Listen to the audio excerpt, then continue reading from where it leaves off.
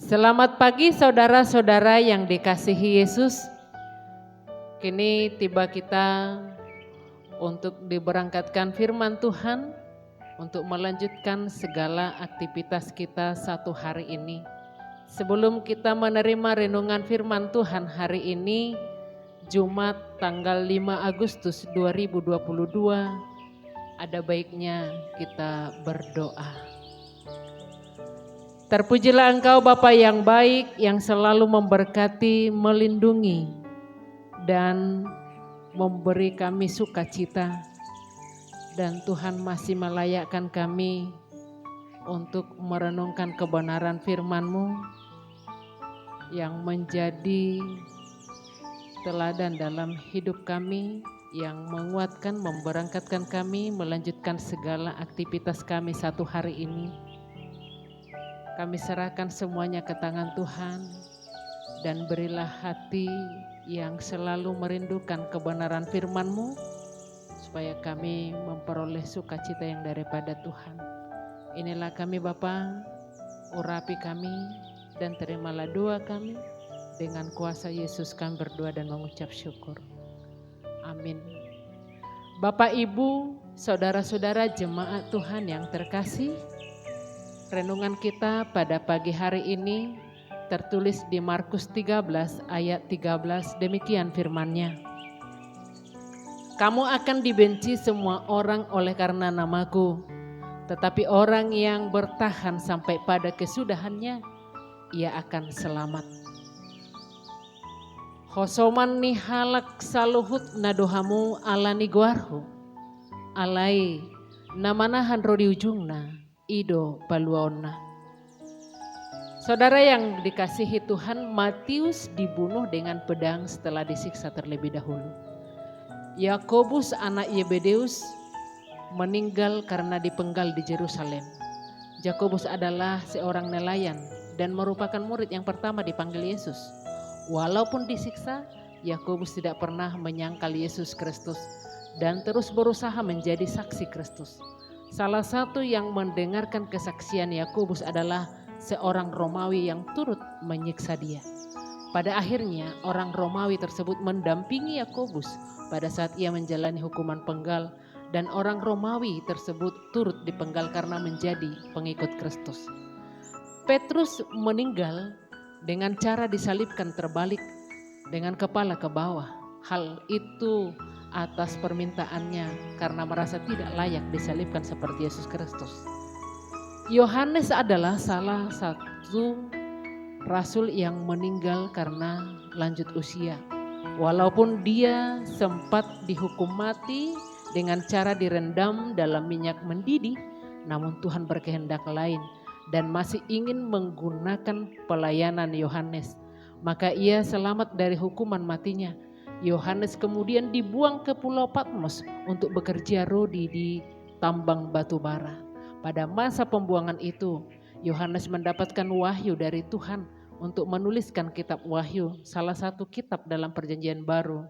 Kemudian Yohanes dibebaskan. Saudara-saudara, Yakobus anak Alpeus juga meninggal dengan cara dilemparkan dari bubungan bait Allah, di tempat yang sama di mana setan mencobai Yesus Kristus.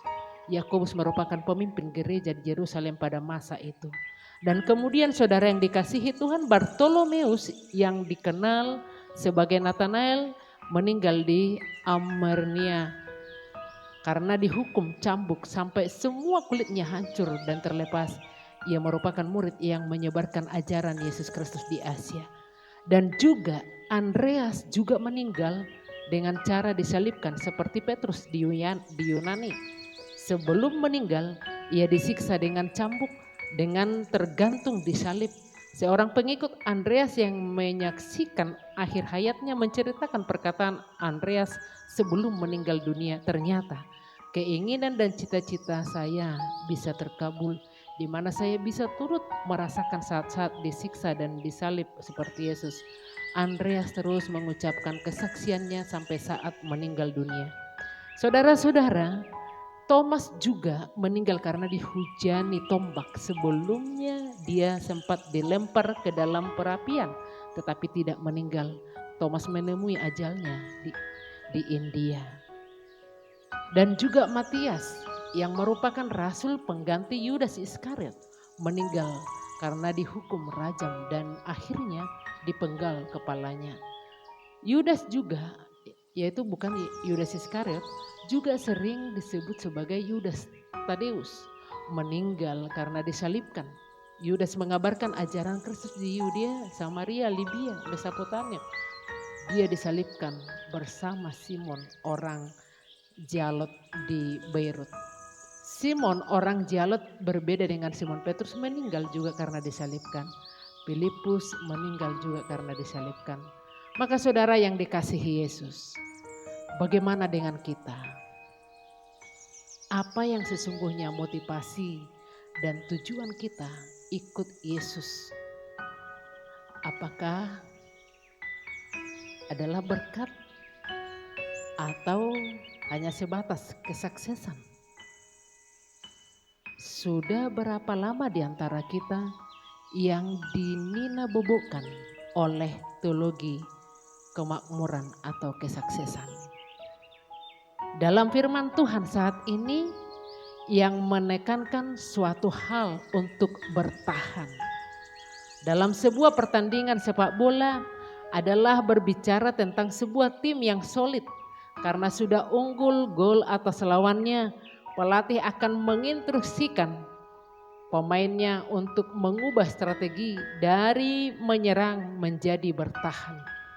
Di mana semua lini atau garis tengah dijaga ketat dan penjaga gawang berusaha sekuat tenaga menghalau tendangan bola lawan supaya tidak kebobolan. Bagi seorang prajurit, bertahan berarti suatu usaha untuk melindungi diri dari serangan musuh. Bertahan juga menunjukkan suatu kondisi di mana seorang memiliki kekuatan untuk tetap berjaga, waspada, dan mempertahankan diri secara konsisten. Saudara-saudara yang dikasihi Yesus, Tuhan Yesus memperingatkan kita tentang keadaan di dunia di akhir zaman dan konsekuensi sebagai pengikut Kristus. Dia menghendaki kita agar terus bertahan apapun yang terjadi. Dalam khotbah Tuhan Yesus mengungkapkan adanya penganiayaan yang hebat terhadap gereja Tuhan menjelang kedatangannya itu. Tetapi kamu ini hati-hatilah, kamu akan diserahkan kepada majelis agama. Dan kamu akan dipukul di rumah ibadat dan kamu akan dihadapkan ke muka penguasa-penguasa dan raja-raja karena aku sebagai kesaksian bagi mereka. Itu bisa kita baca di Markus 13 ayat 9. Namun kita tidak perlu takut dan cemas. Karena di tengah penganiayaan itu kuasa Tuhan turut bekerja dan semakin dinyatakan atas kita. Tuhan tidak akan membiarkan yang dikasihinya berjuang sendirian. Dia pasti akan memberikan kekuatan kepada yang mengandalkannya. Inilah janjinya. Sebab siapa yang menjamah kamu berarti menjamah biji matanya. Zakaria 2 ayat 8. Tidak hanya penganiayaan, kita juga dihadapkan pada pencobaan dan segala bentuk tipu muslihat iblis. Orang Kristen yang lemah, yang suam-suam kuku dan tidak punya pondasi yang kuat adalah sasaran empuk iblis. Jadi saudara-saudara yang dikasihi Tuhan, waspadalah supaya jangan ada yang menyesatkan kita. Saudara-saudara yang dikasihi Tuhan, arti bertahan bagi orang percaya adalah tetap tinggal di dalam firman dan tidak menyangkal Tuhan Yesus. Oleh karena itu kita harus mengakar kuat di dalam Kristus setiap hari. Meskipun pertolongan Tuhan dirasakan lambat dan seolah-olah janjinya belum juga ditepati, bertahanlah. Karena pada waktunya pertolongan itu nyata. Hanya orang-orang Kristen yang mampu bertahanlah yang akan selamat. Kalau kita sering menghadapi berbagai tantangan, persoalan, pergumulan, penderitaan, dan pergolakan hidup, apakah yang akan terjadi? Tentu bisa beraneka ragam yang terjadi. Ada yang jatuh dalam keputusasaan, hati dan pikiran yang tidak tenang. Ada yang jatuh dalam ketakutan yang berlebihan, kecemasan yang berlebihan, kekhawatiran yang berlebihan hingga stres. Karena stres akhirnya ditinggalkan keluarganya, pekerjaannya, dan bahkan ia pergi ke dukun. Maka saudara yang dikasihi Tuhan,